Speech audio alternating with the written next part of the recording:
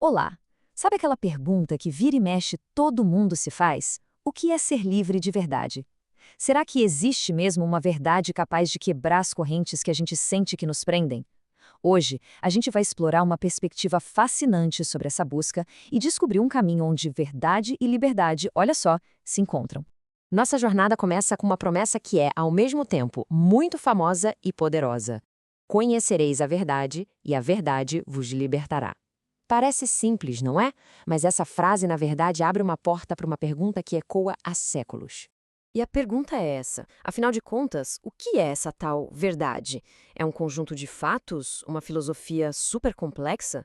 A resposta que a gente vai investigar aqui é bem diferente. Ela sugere que a verdade não é algo que se aprende, mas sim alguém que se encontra. Para entender essa ideia, nosso roteiro vai seguir 6 etapas.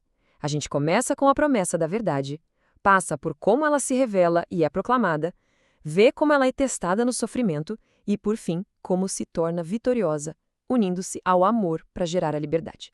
Vamos lá então para o primeiro passo, a promessa. Ok, primeira sessão, a verdade prometida. Antes de tudo, para a gente conseguir entender como é que a verdade pode libertar, a gente precisa primeiro repensar o que é a própria verdade. Não se trata de uma ideia, não. É algo muito mais radical. E aqui está a grande virada de chave. Nessa perspectiva, a verdade não é uma coleção de informações. A verdade é uma pessoa, Cristo. A ideia central é que a verdade divina se fez humana, se tornou acessível. Isso muda tudo, né? Porque não se estuda uma pessoa do mesmo jeito que se estuda um livro de regras. A liberdade, então, não viria de um conhecimento intelectual, mas de um relacionamento, de permanecer, de viver em sintonia com essa verdade personificada. O exemplo máximo disso é Maria. Quando ela diz sim e acolhe Cristo, ela estava, na prática, acolhendo a própria verdade na vida dela, e isso a libertou para um propósito imensamente maior. Certo? Seção 2. A verdade revelada. Ok, mas como essa verdade em pessoa se mostra para o mundo? A gente vai acompanhar os primeiros passos dessa história, sendo guiados pelo que a tradição chama de mistérios gozosos. O que é fascinante aqui é observar a jornada da verdade. Primeiro, ela é acolhida por Maria. Depois, ela é levada para ajudar outras pessoas. Em seguida, ela nasce no mundo com a missão de santificar a humanidade. Ela é reconhecida por quem tem o coração aberto e, finalmente, começa a ensinar. Ou seja, não é uma verdade passiva, parada, é uma verdade ativa que transforma. Vamos para a terceira sessão, a verdade proclamada. Bom, depois de nascer, de se revelar de um jeito mais íntimo, essa verdade agora vai a público. Ela deixa de ser um segredo e passa a ser anunciada através de milagres, de ensinamentos, para todo mundo ver. O milagre em Caná é uma ilustração perfeita disso. Repara nos passos. Primeiro, a obediência, fazer o que ele diz. Essa atitude de confiança meio que limpa o terreno. E só então a graça divina pode agir e transformar o que é comum, a água, em algo extraordinário, o vinho. É uma metáfora muito poderosa para a transformação que a verdade pode fazer na nossa vida.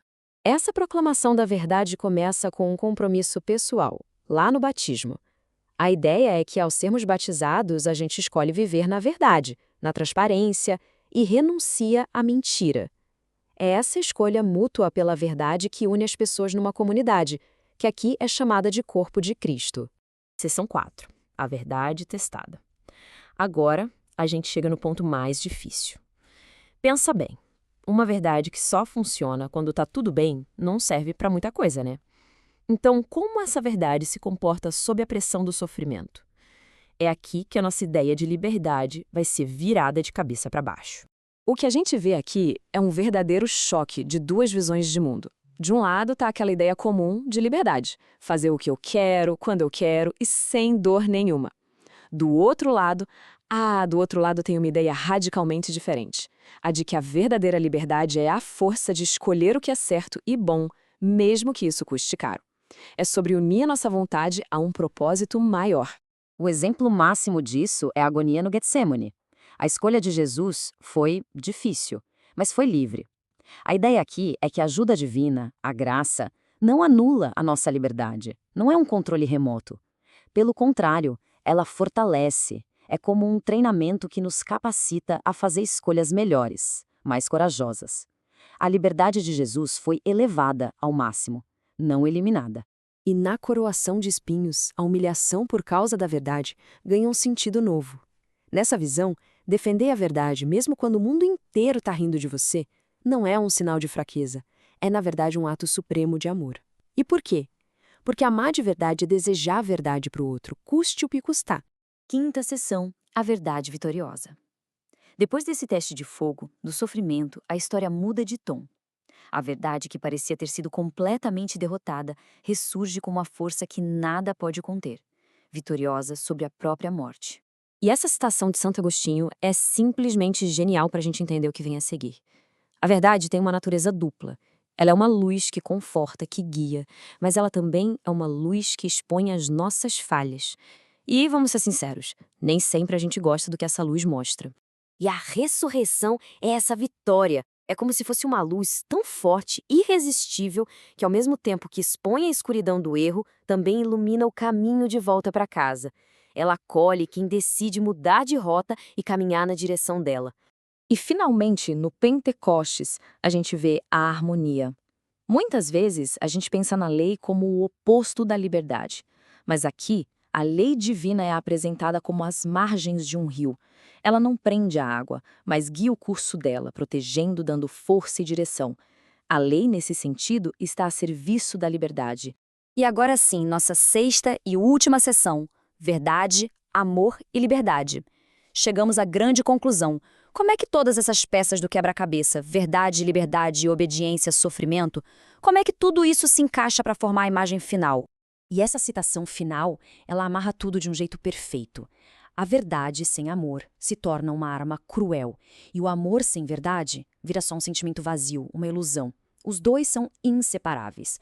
Juntos, eles criam algo real, algo libertador, mas separados, eles se tornam uma perigosa mentira destrutiva.